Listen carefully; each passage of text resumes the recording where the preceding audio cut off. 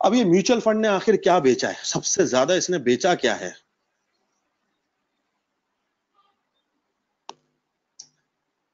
ये देखें। अच्छा, अब ऐसे भी ब्रोकरेज फर्म है जैसे एकेडी जैसे, वो क्या करते हैं, अब उनके जो जो ब्रोकर है ना, वो आपको डायरेक्टली बाय सेल नहीं, वो बोलेगा हमारे फंड्स ले लो, फंड्स में इन्वेस्ट कर लो, तो उसमें लोग खुद ही बाय सेल करते रहेंगे, तो आपका प्रॉफिट जनरेट। अब उन्होंने इस तरह सीन बना लिया।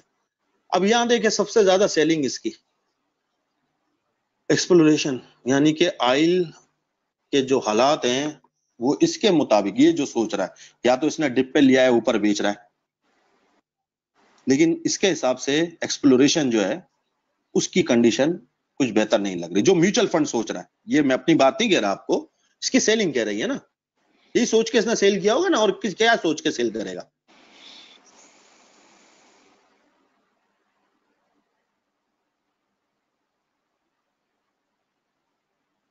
और अगर देखें आज के दिन की जो कॉल्स ब्लैक बॉक्स जो एल्गो ट्रेडिंग के ऊपर जनरेट हुई हैं, उसके अंदर जो आज की कॉल्स जनरेट हुई हैं, वो आप देखें, आपको खुद आइडिया होगा कि हमें आगे क्या हिकमत अमली बनानी चाहिए। देखें टेक्निकल के ऊपर आके टुडेज ट्रेडिंग सिग्नल में आना है। अच्छा, अंधा नहीं है, इसके ऊपर यकीन करना है।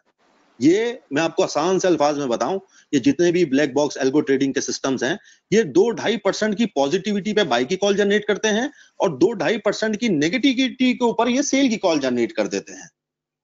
तो यानी इनका जो जो तरीकाकार है, जो एल्गो ट्रेडिंग का तरीकाकार है, वो 2-2.5% के ऊपर है। 2-2.5% पॉजिटिव हुआ तो आपको बाय करना चाहिए, 2-2.5% नेगेटिव क्लोजिंग दी तो आपको सेल कर देना चाहिए। मतलब ये इस तरह ये जनरेट करते हैं, मिसाल के तौर पे। अब यहाँ पे देखें, ये सिग्नल जनरेट हुए हैं आज की तारीख के 23 तारीख के।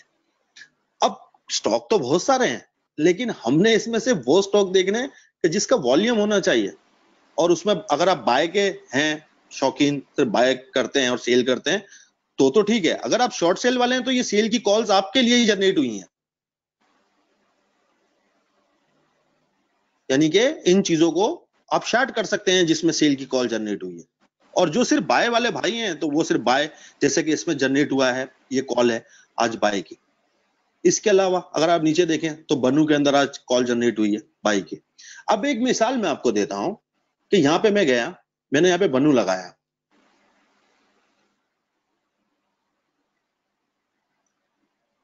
अब सबसे इंपॉर्टेंट चीज क्या है कि हमने इसका वॉल्यूम देखना है कि यार इसके अंदर वॉल्यूम कितना है। वैसे तो अगर आप देखेंगे तो ये इतना वॉल्यूम वाले स्टॉक है नहीं। इसकी जो ये कैंडल्स देख रहे हैं ना, ये कैंडल आपको बता रही हैं कि इसके अंदर इतना वॉल्यूम जनरेट ही नहीं होता।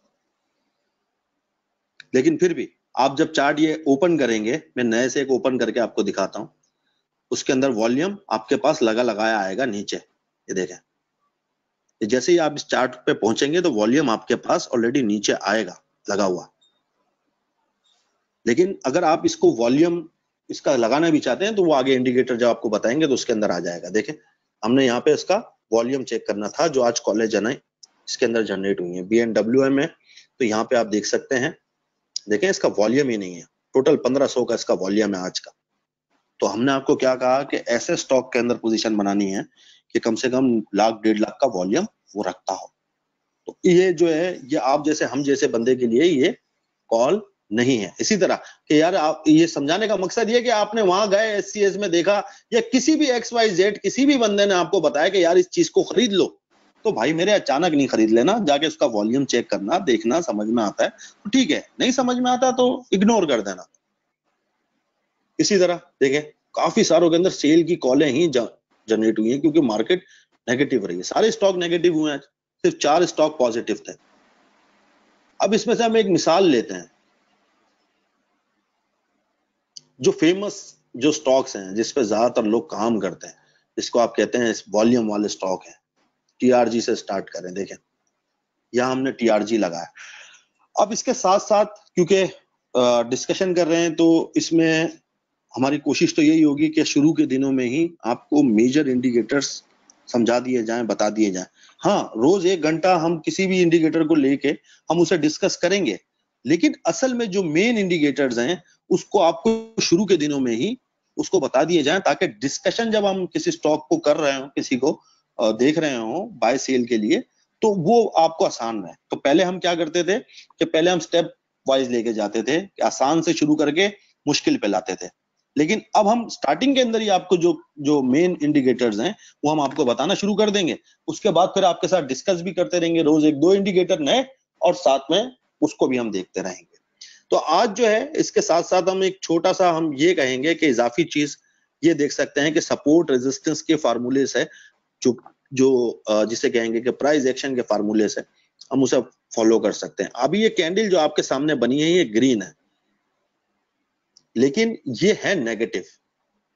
कैंडल तो ग्रीन है, अब आप बोलेंगे कैंडल का कलर यार ग्रीन है, तो ये कैंडल नेगेटिव कैसे है? अगर आप गौर करेंगे ना इसकी ओपनिंग पे, इसकी क्लोजिंग के ऊपर, तो आपको खुद आइडिया हो जाएगा। और यहाँ पे अगर आप देखेंगे तो 94 पैसे इसने लूज किए हैं, जो कि इसकी परसेंटेज में बनते हैं 1.2%, 24%। तो यानी कि इसने आज लूज किया, लेकिन जहां पे ओपन हुआ है ना उससे ऊपर की क्लोजिंग आई है। तो कहने का मकसद यह है कि इस चार्ट के ऊपर जो कलर है ना, जो उसको कमांड दी गई है इस चार्ट को, कि आपने जो कैंडल को कलर देना है वो उसी दिन की ओपनिंग से देना है। अगर मैं इसकी कमांड को चेंज कर दूं, मिसाल के तौर पे सेटिंग के अंदर गया, सेटिंग के अंदर जाने के बाद अगर आप देखेंगे ऊपर ये सिंबल वाला जो है सबसे ऊपर, इसको आपने ऐसे दबाया तो ये कैंडल अब रेड हो गई। क्यों रेड हो गई? इसकी वजह क्या है? क्योंकि अब ये उसके काउंट कर रहा है प्रीवियस क्लोजिंग से, यानी कि पिछले दिन की जो क्लोजिंग है उससे ये कैंडल के कलर को अब जज कर रहा है। लेकिन बाय डिफॉल्ट जब आप लगाएंगे इस चार्ट को तो इधर चेक नहीं होगा, और आपने भी लगाना नहीं है। वो इसलिए नहीं लगाना कि उसका आपको यह आइडिया होगा कि आपको यह पता चलेगा कि यार ओपनिंग से ऊपर की क्लोजिंग है तो इसके अंदर बायर एक्टिव हुआ है। कैंडल का कलर ग्रीन है, अपनी जहां पे सुबह खुला है उससे ऊपर बंद हुआ है, तो इसका मतलब यह है कि डिमांड ज्यादा है, सप्लाई कम है। डिमांड ज्यादा होगी, सप्लाई कम होगी तो चीज महंगी होगी। सप्लाई ज्यादा हो जाएगी यानी सेलर ज्यादा हो जाएगा, तो फिर वो परेशानी का सबब बनेगा। अब ये आपके सामने लगा हुआ है, आप इसे देख सकते हैं कि इसकी काफी अच्छी पोजीशन के ऊपर है। और इसके अलावा एक चीज और बहुत इंपॉर्टेंट है, इसको भी देखना बहुत जरूरी है। ये इसकी जो वेबसाइट है, इस पे आने के बाद आपने देखे इसके अंदर आना नियर 52 वीक हाई लो। अब आपने इसको दबाया, आपने जब भी बाय डिसीजन बनाना है दोस्तों, आपने उस स्टॉक को, ये जरूरी नहीं है कि यार आपने इसी को लेना है, मतलब उसको लेना है जो 52 वीक लो के पास घूम रहा हो, जो हाई के पास घूम रहा है ना, उसके अंदर बाइंग पोजीशन नहीं बनानी, इसके अंदर बनानी है हमने, ये 52 वीक लो स्टॉक्स के अंदर। जैसे कि इस टाइम ACPL, मैं ये मानता हूं कि ये सीमेंट के अंदर ये इन्वेस्टर टाइप स्क्रिप्ट है। अटक सीमेंट जो है ये बोनस भी अच्छा देता है, डिविडेंड भी अच्छा है, लेकिन फ्यूचर कॉन्ट्रैक्ट नहीं है, वॉल्यूम जनरेट नहीं होता, कम वॉल्यूम जनरेट होता है, लेकिन फंडामेंटली बहुत अच्छा है। इसी तरह ग्लेक्सो पाकिस्तान भी बहुत अच्छा है, वॉल्यूम कम है लेकिन स्क्रिप्ट बहुत फंडामेंटली बहुत अच्छा है। ये मैं ये मानता हूं कि 100 रुपए से जो नीचे जब भी ट्रेड होता है ना, ये इसकी बहुत अच्छी जगह है लॉन्ग टर्म इन्वेस्टमेंट करने के लिए। अगर आपको ये 80 90 के ऊपर दिखता है तो ये बहुत अच्छी जगह। अब इसका 52 वीक लो देखें, यहाँ पे 83 रुपए का, और आज की क्लोजिंग इसकी 83, यानी इस टाइम जो इसकी प्राइस है वो 52 वीक लो प्राइस है। फिर उसके बाद अगर आप देखें नीचे तो और आपके पास काफी सारे स्क्रिप्ट हैं। अच्छा, अपने 52 वीक से कितना दूर है, कितने परसेंट दूर है, वो भी आपको यहाँ पे ये पता रहा है। सर PSO चेक करेंगे प्लीज सर, उस पर बात कर लेते PSO पे। जी क्यों नहीं, ठीक है, नीचे जाते हैं।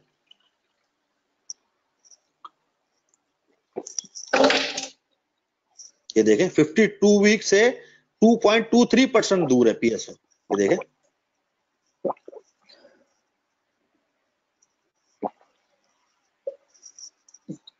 यानी कि इसकी 52 वीक लो जो है 154 रुपए 75 पैसे और 158 रुपए 28 पैसे पे ये आज इसकी क्लोजिंग है। तो यानी अपने 52 वीक से 2.23% ऊपर है, पैसों में कहेंगे तो 4 रुपए ऊपर है। और फिदा भाई ये लोस में अभी मेरे ख्याल से पिछले वीक ही लगाया है, और जैसे अभी हमने पीपीलीपी चार्ट देखा तो उसके अंदर जो है वो ब्रोकर्स हैं या म्यूचुअल फंड ने जो है वो ऑयल एंड गैस मार्केटिंग को सेल किया हुआ है, तो हो सकता है कि ये फर्दर नीचे जाए। करेक्ट, मतलब यही मकसद था ना हमें वो फेबी लिपि देखने का, प्लस हम यहाँ पे भी आके उसको चेक कर रहे हैं। करेक्ट जी बिल्कुल। देखें, हम जब भी पोजीशन बनाएंगे किसी में भी बाय किया, अगर उसको हम ट्रेड भी करना चाह रहे हैं, मतलब कुछ टाइम के लिए, हफ्ते के लिए, 2 हफ्ते के लिए, तो हम इसी तरह उन स्क्रिप्ट के अंदर ही काम करेंगे जो 52 वीक लो के पास घूमे। जो हाई के पास घूम रहे हैं उधर रिस्क बहुत ज्यादा है, बहुत ज्यादा। आप महंगा ले लेंगे, खुदा ना खास्ता घूम गया, वो बहुत मुश्किल में, क्योंकि हाई पे गया तो फिर लो पे भी आएगा, जैसा भी लो पे है तो फिर ये हाई पे भी जाएगा। सर पीएसओ फंडामेंटली और टेक्निकल काफी मजबूत है, लेकिन उसके प्राइस ये जस्टिफाई नहीं होती कि मेरे मुताबिक तो इसको 280 के करीब कम से कम होना चाहिए पीएसओ को। हम्म। लेकिन मार्केट के ट्रेंड की वजह से भी चीजें नीचे आती है ना, मार्केट के ट्रेंड की वजह से, सियासी हालात की वजह से अब इंडेक्स खुद इतना नीचे ट्रेड हो रहा है। तो लामहा ये देखें ना कितना नीचे आया, ये आप देखें पीएसओ का रेट देखें कहाँ था। अब मैं ये आपको कहूं कि यार अब यहाँ बंदे ने ले लिया और वो यहाँ बैठा हुआ है, उसके बाद उसके सामने नीचे आ रहा है, वो तब भी लॉन्ग टर्म करके बैठा हुआ है, तो मैं तो कहता हूँ कि वो उससे बड़ा अक्लमंद कोई नहीं है फिर। तो हमने कोशिश यही करनी है, ये 52 वीक लो इसका ये लगा हुआ है यहाँ पे,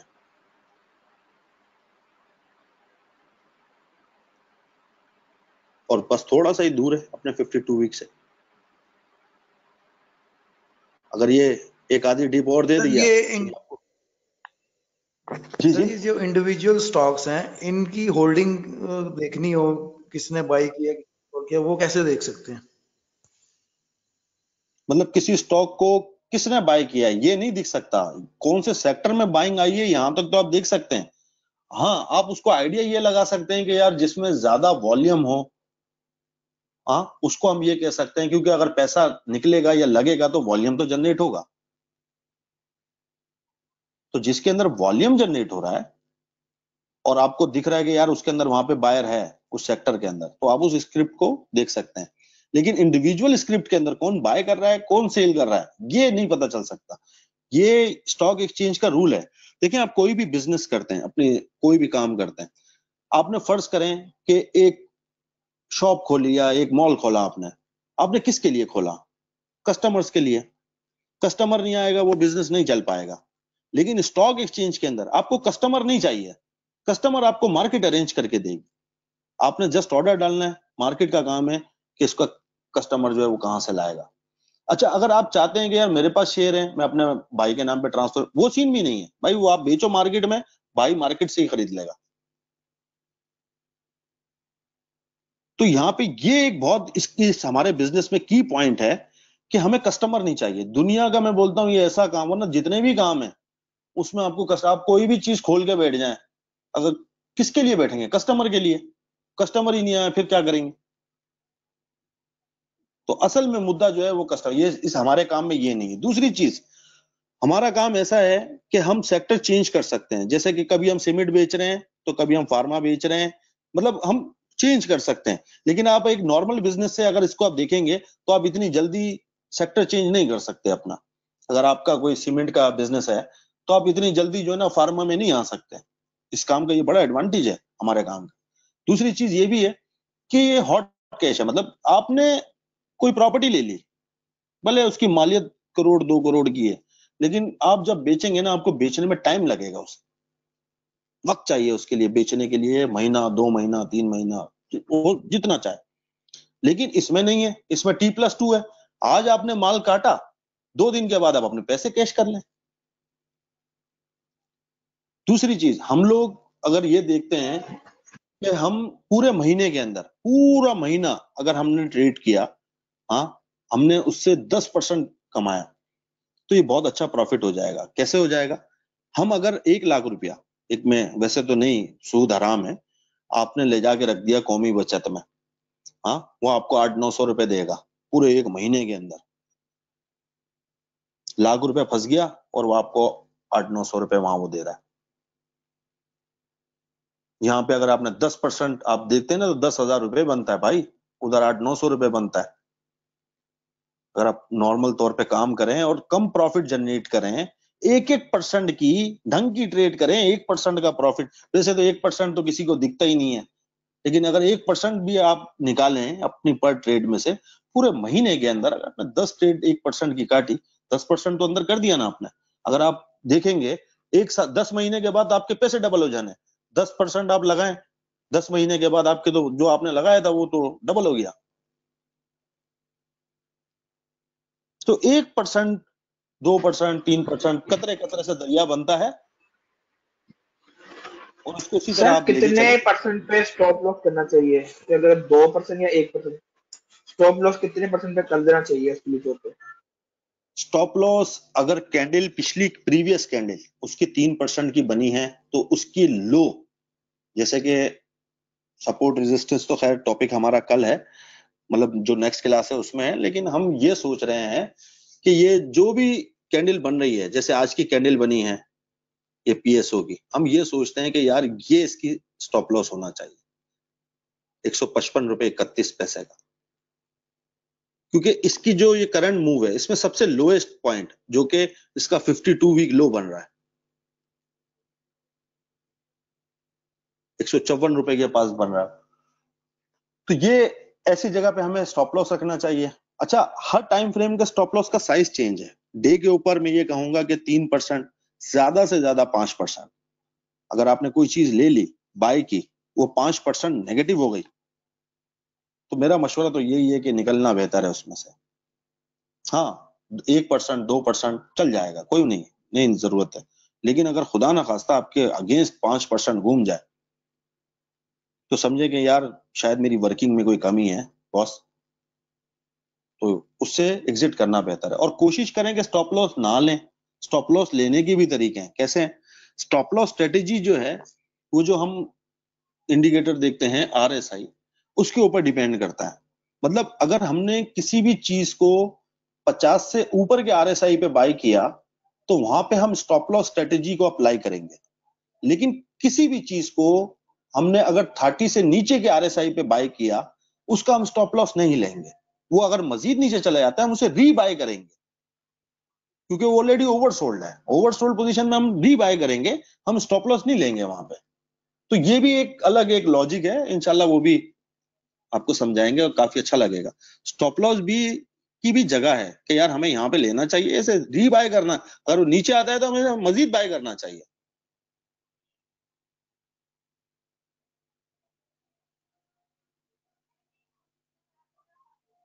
सर वैसे तो ये पीएसओ के बारे में ये भी एक बहुत बड़ी प्रॉब्लम है सर, जो सर्कुलर डेथ है सर, उसने इस कंपनी को मार दिया सर। इसके वाजिबुल अदा बहुत ज्यादा हैं और उसको पेमेंट हो नहीं रही है। पेमेंट नहीं हो रही, असल में इसके लिए मुद्दा यही बना हुआ है कि इसको पेमेंट नहीं हो रही। हालांकि ईपीएस देखे ना, इसने ईपीएस अनाउंस किया है थर्ड क्वार्टर का 2022 का, जी सर। तो ईयरली अर्निंग जो है ना ये 79.43 कह रहा है क्वार्टरली, और ईयरली जो है ये जो है ना 147.63 इसने जो ईपीएस अनाउंस किया। तो ठीक है, बस ये है कि बस इसके पास जो पैसे फंसे हुए वो नहीं आ रहे, दूसरा वॉल्यूम कम जनरेट हो रहा है सर ये मार्केट। जो इसने क्वार्टरली जो ये जो ईपीएस शो किया है, तो सर जो इसके पास जो करंट जो पैसे पड़े हैं यही है सर, जो इसने सारे सर जो इसके वाजिबुल अदा हैं, जो लॉन्ग टर्म शॉर्ट टर्म जो हाँ इसकी जो इसके लोग जो मतलब जो इसको पेमेंट होगी उसके साथ ये ईपीएस कैलकुलेट करता है। बिल्कुल बिल्कुल, क्योंकि वो भी तो इसने लेने हैं ना, जी मेरा जहां तक ख्याल है। ठीक है। क्योंकि सर ये अभी पिछले 2 क्वार्टर से डिविडेंड नहीं दिया अभी, और वजह यही है कि सर इनके पास मतलब ईपीएस अच्छे से अच्छा आ रहा है, लेकिन सर वाजिबुल अदा इतने ज्यादा हो गए हैं कि मतलब पैसे हैं ही नहीं इनके पास देने के लिए। हाँ, लेकिन ये है कि बाउंस की जगह है ये इसकी, जो है ना अगर हम देखें ना तो यहीं से बाउंस कर रहा है बार बार। जी सर, तो मतलब बाउंस सर की 200 तक आपके ख्याल में जा सकता है ये विदिन मतलब हाँ नेक्स्ट हाँ, क्वार्टर क्यों नहीं तक? जा सकते? मार्केट के हालात बेहतर हों तो ये तो बहुत जबरदस्त स्क्रिप्ट है यार, फंडामेंटली बहुत स्ट्रांग है ये।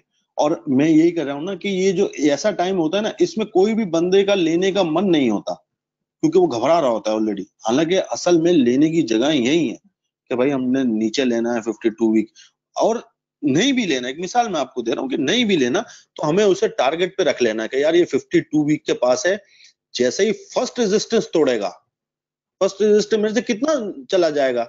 एक कैंडल ये कितनी बना लेगा? आज की कैंडल जैसे इसने 2% की बनाई तो ये कितनी बना लेगा? मैं ज्यादा से ज्यादा मेरा प्रॉफिट 2-3% निकलेगा। तो अगर ये 2-3% के बाद भी मैं ऐसे बाय करता हूं तो ये जगह बहुत जबरदस्त होगी। तो डिप पे लेने से बेहतर है कि रेजिस्टेंस टूटने पे लिया जाए। तो सर मतलब सर जो उस दिन की जो कैंडल होगी, जो आपने भी बोला कि मतलब ये भी पहली जो अपनी रेजिस्टेंस तोड़ेगा, तो सर मतलब आपके लॉस में थोड़ा बहुत फर्क तो आएगा। मतलब 2-3% अगर ये ऊपर गया, उसने पहले रेजिस्टेंस तोड़ी है, तो मतलब वो तो फिर आप निकल गए। सर ये ठीक नहीं है, ये बिल्कुल बॉटम पे हो तो वहां से उसको उठा लिए, भाई अगर वेट ना डिप पे किया ले जाए लिया, पहले रेजिस्टेंस। नहीं अगर ले लिया डिप पे ले लिया, अगर उसने मजीद डिप दे दी फिर क्या करेंगे? तो सर वो ये भी तो हो सकता है कि एक दिन वो पॉजिटिविटी दिखाए फिर नीचे चला जाए। हाँ बिल्कुल बिल्कुल, ये तो है ना, तो बिजनेस है ये। लेकिन अमूमन अगर हम उसका चार्ट देखें आप सर तो देखें सर, ये देखिए एक सर कैंडल एक ब्रेक बड़ी। बनाने के बाद नेक्स्ट बनाता है वो। जी सर। अगर अगर उसके मूवमेंट देखें तो एक बनाने के बाद वो दूसरी बनाता नहीं, भी बनाता तो ऊपर की टॉप दिखाता है। अगर कोई बंदा 2-3% प्रॉफिट लेके निकलने वाला हो तो वो ऑर्डर डाल के बैठे तो वो निकाल सकता है उसके अंदर से।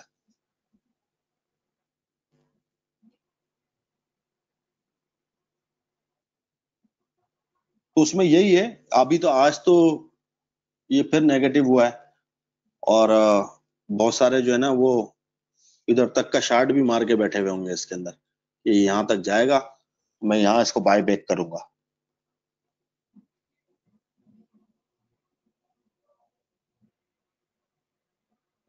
जैसे हम 2%-3% की पॉजिटिविटी देख के बाय करते हैं, तो जो बेयर्स हैं वो 2-3% की नेगेटिविटी देख के शार्ट भी कर देते हैं। सर एवीएन चेक कर सकते हैं? हाँ एवियन यार बहुत अच्छी कीमत के ऊपर है इस टाइम, यकीन करें इतनी जबरदस्त जगह के ऊपर है कि मन बहुत होता है, लेकिन बस रेजिस्टेंस नहीं तोड़ रहा है। ये देखें, वही वही बात के इसने देखें इधर तोड़ी भी रेजिस्टेंस, लेकिन वो वापस रिटर्न हो गया। तो पॉसिबिलिटी है बिल्कुल कि भाई रेजिस्टेंस तोड़ने के बाद भी वो घूम सकता है वापसी। लेकिन अगर किसी बंदे ने इधर इसको लिया भी है तो उसका स्टॉप लॉस मैं ये कहता हूँ कि यहाँ होना चाहिए, तो जहां से ये आज समझे बाउंस भी हुआ है। सर जी जी, हेलो। सर सरल इस टाइम कोई समझ में आती है चीज? जी जी हाँ सर। हाँ हाँ, आज आज आज वो उसमें भी आया है, कंट्रीब्यूटर्स में भी सामने निकल कर आया है। तो अच्छा है आइटम है आज के लिए ये। और इसके अलावा सरल के अलावा जो है और नहीं है मेरे को लगता कि कोई इस टाइम जो है वो। सर लेकिन हमारी मार्केट ही नहीं परफॉर्म कर रही है सर। ये मतलब जो हाँ पॉलिटिकल असल इंस्टेबिलिटी में है और सर जो इकोनॉमिक के हालात है सर, मतलब अभी तो मेरा नहीं ख्याल कि सर हर स्क्रिप्ट ही आपको 52 लो वीक वो 52 वीक लो पे मिल रहा है। तो सर हम्म। मतलब इस तरह का वेट नहीं करना चाहिए कि सर थोड़े से ये पॉलिटिकल जो सिनेरियो है ये थोड़ा क्लियर हो जाए और मसले मसाइल साइड पे हो जाए। नहीं बिल्कुल इसका इंतजार करना जरूरी है ना यार, इतनी जल्दी देखें कोई भी हमने डिसीजन नहीं लेना।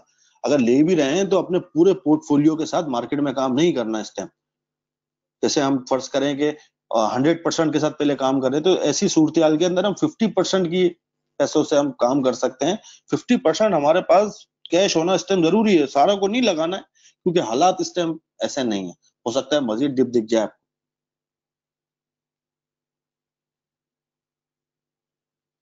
क्योंकि जब ये हुकूमत पीटीआई की आ रही थी, इससे पहले जो मार्केट थी उसने 28,000 चेक किया था।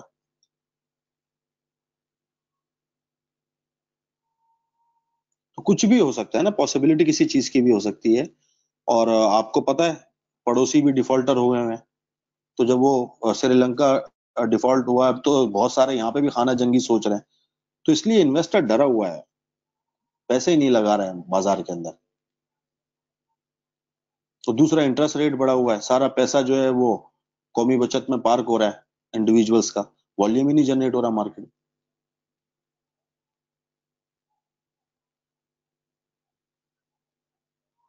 अगर हम तो स्टॉक एक्सचेंज से उसे कंपेयर कर रहे हैं, लेकिन अगर आप उसे प्रॉपर्टी से कंपेयर करें, मैं आपको एक मिसाल देता हूं कि आपने किसी जगह के ऊपर एक जनरल सी मिसाल दे रहा हूँ, घर लिया 10 लाख रुपए का, हाँ, आप उसको रेंट पे देंगे, आपको क्या रेंट मिलेगा? कुछ नहीं, कम मिलेगा। अब वो इसी 10 लाख को कौमी बचत, कुछ आता जाता भी नहीं है, आपने उसको वहां रख दिया, ना बत्ती का बिल आएगा, ना गैस का बिल आएगा, हाँ, और उस रेंट से ज्यादा का आपको इनकम जनरेट कर देगा। तो जब इंटरेस्ट रेट हाई होता है तो इन्वेस्टर हर चीज को, वो इंटरेस्ट ले नहीं रहा होता, लेकिन वो उसको उससे कैलकुलेट करता है कि यार मैंने कहीं लगाऊं 1 करोड़ रुपए की कोई घर ले लूं, मैं उसे रेंट पे दूं, तो मुझे कितना किराया दे देगा, और मैं इसी को लगाऊं, मैं कौमी बचत में रखाऊं, हाँ, ना बत्ती का बिल, ना गैस का बिल, ना कोई झंझाट, ना कोई फटीक, ना कोई पंचायत, और साइन करेगा, पैसे लेके घर को आ जाएगा। लेकिन वो इंटरेस्ट में काउंट हो रहा है, लेकिन लोग काउंट करते हैं उससे। तो जब इंटरेस्ट रेट ज्यादा है तो फिर पैसा जो है वो कौमी बचत वगैरह ऐसी स्कीमों के अंदर पार्क होना शुरू हो जाता है।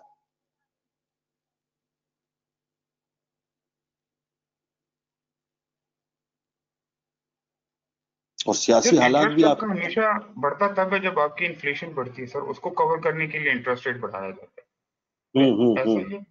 तो सर ये बिल्कुल। इन्फ्लेशन का इससे क्या सर, मतलब इससे गवर्नमेंट को फायदा क्या होता है? अक्सर माइंड में सर ये क्वेश्चन आता है, इसका कोई जवाब नहीं देते। नहीं, इन्फ्लेशन से गवर्नमेंट को फायदा नहीं, वो तो एक रेशियोज को देख रहे हैं ना, जो एनालिस्ट हैं, जो ये तमाम चीजें देख रहे हैं, वो तो एक रेशियो को देख रहे हैं कि यार हमारे मुल्क में महंगाई की शरह बढ़ रही है कि कम हो रही है। हमारे जो जो हमारे मुल्क के वसाइल हैं उसके हिसाब से अगर हम देखें, तो यहाँ पे आप देखें ना आपके सामने, अगर दूसरे जैसे डॉलर हो गया या दूसरी करेंसीज अगर आपके मुल्क में बढ़ रही हैं, तो इसका मतलब तो यही है ना कि यार आपके यहाँ पे महंगाई बढ़ रही है। तो महंगाई बढ़ेगी तो वो लाजिमी बात है, हर चीज के ऊपर परेशानी है। और अभी तो ये जो असल में मुद्दा जो इस टाइम बना हुआ है ना, यहाँ ये महंगाई को भी झेल, लेकिन असल में मसला ये है कि जो सियासी हालात है ना, वो बड़े डामाडोल है हमारे।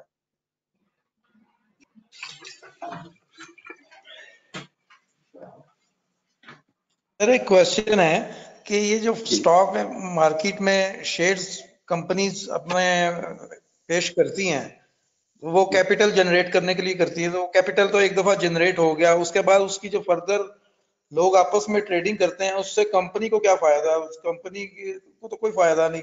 अब उसका शेयर ऊपर जा रहा है या नीचे जा रहा है, ये तो जो ट्रेडर है उनको फायदा या नुकसान हो रहा है, कंपनी को क्या, मुल्क की इकोनॉमी पर इसका क्या असर पड़ेगा? बहुत जबरदस्त। देखें, कभी भी कोई भी कंपनी जो है अपने पूरे शेयर्स जो हैं वो स्टॉक एक्सचेंज में नहीं देती।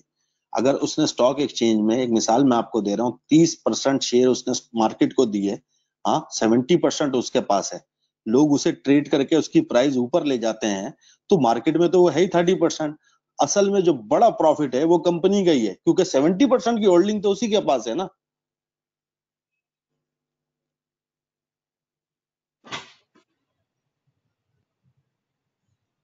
उससे सर ये जो कंपनी मार्केट को, कैप लिखा होता है साइड पे, जी जी तो सर वो इसी जी, वजह से होता है, मतलब जितने शेयर की प्राइस बढ़ती जाती है तो उसकी मार्केट कैप भी बढ़ती जाती बिल्कुल। है, जैसा भी आप जब बता रहे हैं। लाजमी बात, हाँ बिल्कुल बिल्कुल ऐसा ही है। देखें, जब भी कंपनी के मालकान होंगे ना, वो कभी भी पूरे का पूरा जो है वो मार्केट को नहीं देंगे, स्टॉक एक्सचेंज को। उस कुछ परसेंट होगा जो उसने मार्केट को दे रखा होगा, 20 30 40, जो भी उसका एक कंपनी का एक वो होगा। बाकी तो असल में जो शेयर का बड़ा हिस्सा है वो है कंपनी के पास। अगर लोग उसे ट्रेड करेंगे, उसकी प्राइस को ऊपर ले जाएंगे, तो असल में तो फायदा तो घूम फिर के उसी का हो रहा है जिसके पास होल्डिंग ज्यादा है, यानी कंपनी। और ये आप स्टॉक एक्सचेंज की वेबसाइट पे भी देख सकते हैं। तो फ्री फ्लोट नाम की जो चीज होती है, जो फ्री फ्लोट नाम की चीज होती है, वो बेसिकली यही शो कर रही होती है। टीआरजी का जैसे पहले 99% था, तो आपने नोटिफिकेशन देखा होगा कि वो बाय बैक कर रहे हैं, तो अभी रह के वो 85% पे चला गया है। इसी तरीके से और भी कंपनीज है जिनका कुछ का 50% से ज्यादा है, कुछ का 50% से कम है। बेस्ट वे सीमेंट है, वो अगर आप उसका फ्री फ्लोट देखेंगे तो सिर्फ 5% है उनका। तो डिफरेंट कंपनी का फ्री फ्लोट जो होता है वो डिफरेंट होता है, तो उससे आपको अंदाजा हो जाएगा। शेयर की प्राइस से भी काफी पता चल जाता है, जैसे कि ये महंगे शेयर हैं, ये महंगे क्यों हैं? इसीलिए कि ये बाजार में कम है, जो बाजार में ज्यादा है वो सस्ता मिलेगा। तो इससे ये है कि अभी तो इसमें बहुत बड़ी ट्रांजैक्शन हुई थी, मेरा ख्याल है कुछ जुमेरात वाले दिन, बुध जुमेरात वाले दिन, टीआरजी के अंदर काफी बड़ी ट्रांजैक्शन है। उसको भी एक नजर देखें तो आपको आइडिया होगा, काफी बड़ी ट्रांजैक्शन है वो। जी, वो जो उसकी मदर कंपनी है वो बेसिकली बायबैक कर रही है, जो उसकी यूएस के अंदर है या कहाँ है। एंग्रो भी आज फिर से बाय हुआ है 46,001। फ्लाइंग भी बाय हुआ है। हाँ, फ्लाइंग सीमेंट जो है उसको को भी थोड़ा ध्यान में रखिएगा। ये था जी MEBL TRG यही मैंने देखा था कहीं, ये VDC, ये रहा TRG के काफी ज्यादा शेयर बाय हुए हैं और ये डेट थी 23 को इन्होंने दिया था, लेकिन ये मेरा ख्याल है ट्रांजैक्शन उससे 1-2 दिन पहले की थी, यानी 19 को थी, 19 की ट्रांजैक्शन थी। नंबर ऑफ शेयर्स देखें और रेडी मार्केट में लिया हुआ है, यानी कि रेगुलर अपनी मार्केट में, और ये होल्डिंग है, यानी कि जिसे कहेंगे फंड्स है।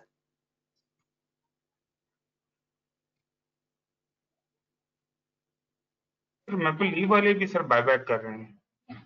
हाँ हाँ भाई, रेट अच्छा है ना। देखो इस टाइम जैसे हम आपको कह रहे हैं कि जो 52 वीक लो के पास है, थोड़ा थोड़ा सा जैसे उस पर नजर रखे, जैसे रेजिस्टेंस तोड़े उसके अंदर बैठे हैं, बाइंग ऑन डिप करते हैं, तब भी थोड़ी थोड़ी सी उसमें बनाए पोजीशन अपनी।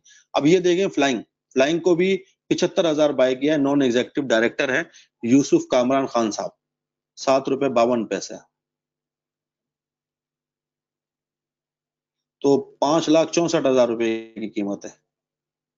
फिर इससे ऊपर चले जाए एंग्रो, उसको देखें,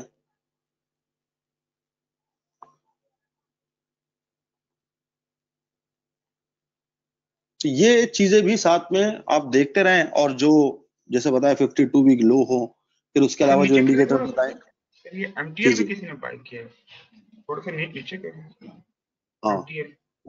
हाँ, 456। सिकंदर मुस्तफा खान।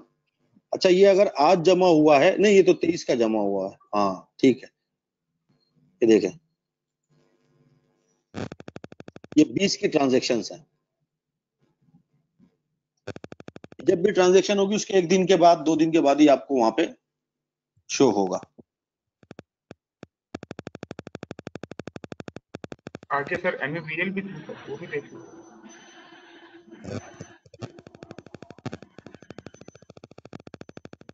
सर देखें, ये सियाना बंदा था, इसने आफ्टर बोनस लिया उसने।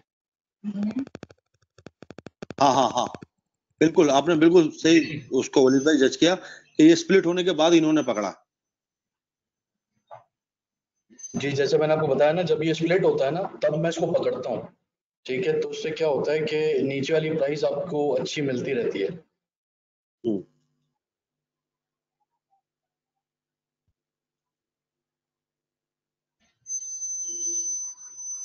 सर आपको चेक कर सकते हैं। हाँ हाँ, क्यों नहीं, आपको लगा के चेक करते हैं। आज तो नेगेटिविटी आई है उसके अंदर काफी, लेकिन TRG फिर से बाय हुआ है।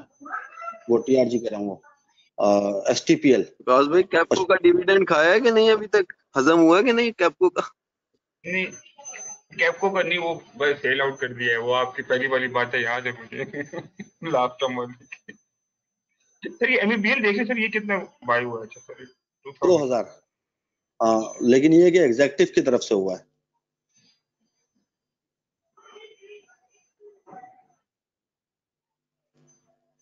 तो 2.5 लाख रुपए का माल है टोटल जो इसने बाय किया है। जी क्या नहीं। इन लोगों की सर रिस्ट्रिक्शन होती है ना, जो एग्जीक्यूटिव ज्यादा नहीं करते, बस ये इंडिकेशन के लिए तौर पे यूज करते हैं कि बाय है इसके अंदर, क्योंकि बिल्कुल इनके बिल्कुल। बाकी लोगों की होल्डिंग्स होती हैं।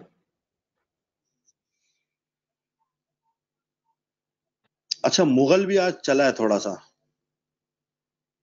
और BAFL HMB इतनी नेगेटिविटी में ये पॉजिटिव रहे। HMB देखते हैं, HMB कहाँ क्या कर रही है।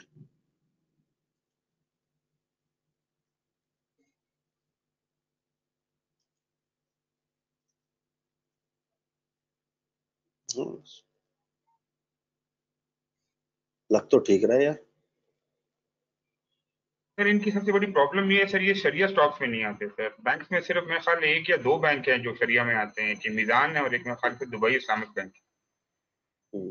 लेकिन ठीक है, ये भी बेहतर है। और इसके अलावा जो है BAFL, अल्फला भी नहीं आता।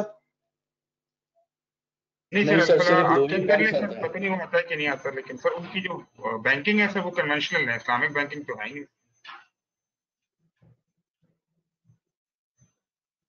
पॉजिटिव क्लोज हुआ है, लेकिन ओपन बहुत ऊपर हुआ था यार, लेकिन इसमें 2 वॉल्यूम बैंक ज्यादा है। हाँ, सर, एक वॉल्यूम इसमें एमईबी ज्यादा है। और दूसरा जो है इस्लामिक बैंक है, जो नॉर्मल इस्लामिक बैंक है, और तीसरा जो है वो फैसल बैंक है। उन्होंने मेरे ख्याल से दरख्वास्त जो है पीएसएस को जमा करा दी, क्योंकि वो लोग जो है इसी साल जो है कन्वर्ट हो रहे हैं 100% शरिया के ऊपर, चलो इस्लामिक बैंकिंग के ऊपर। तो तीसरा बैंक जो है एफएबीएल है, तो उसकी आप ही की मुनीर खानानी की जो टीम है सोहेल फारूक की, उन्होंने एफएबीएल के ऊपर एक वीडियो भी बनाई है बड़ी जबरदस्त, तो लॉन्ग टर्म इन्वेस्टमेंट के हवाले से।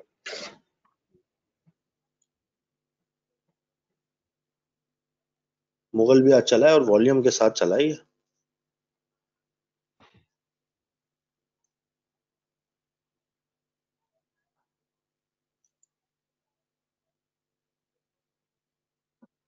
सर ये एएसटीएल अमरेली तो बनता है इस टाइम, मुझे लग रहा है सर, अमरेली स्टील्स वाले ना।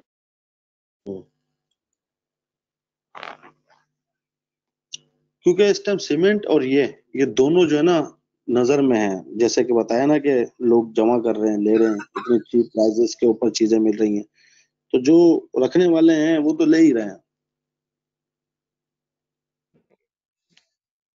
सर, क्या अच्छा ये आपने सीजनल बाइंग होती है क्या? जैसे जून जुलाई जब भी आता है तो इस यानी कि इंजीनियरिंग सेक्टर और सीमेंट सेक्टर जो है वो चलता है, करेक्ट?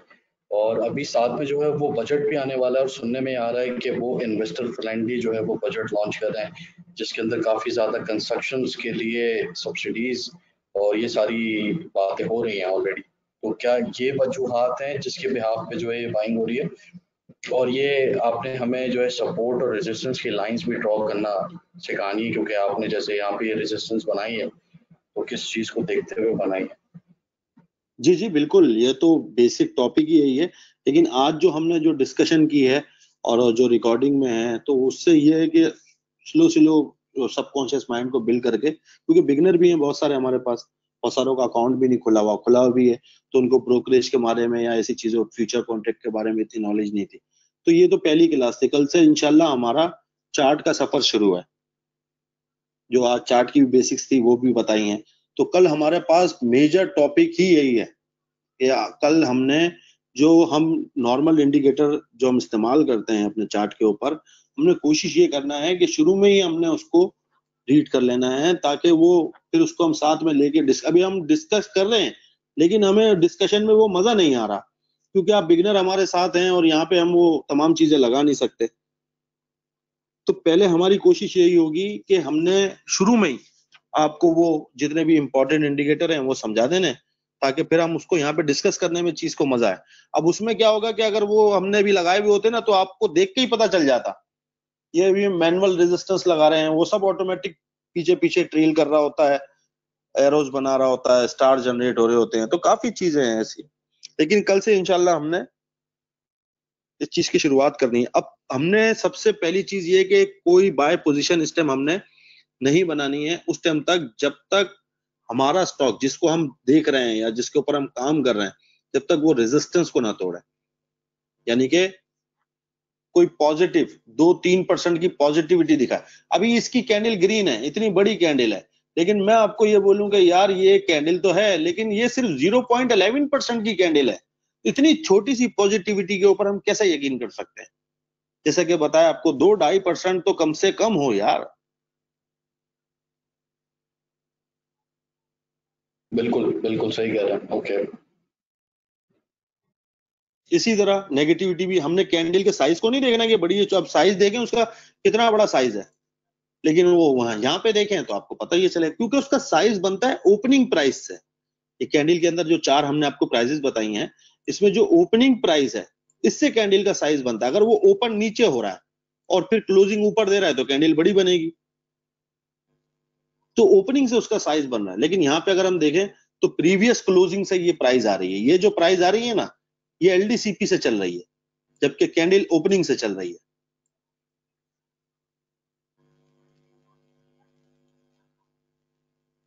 लेकिन अच्छा है, मुगल नजर रखिएगा, काफी ज्यादा ओवरसोल्ड पोजीशन के ऊपर है, ऑलरेडी जो है ना काफी पिटा हुआ है, यानी कि काफी मार तो उसे पड़ चुकी है पहले।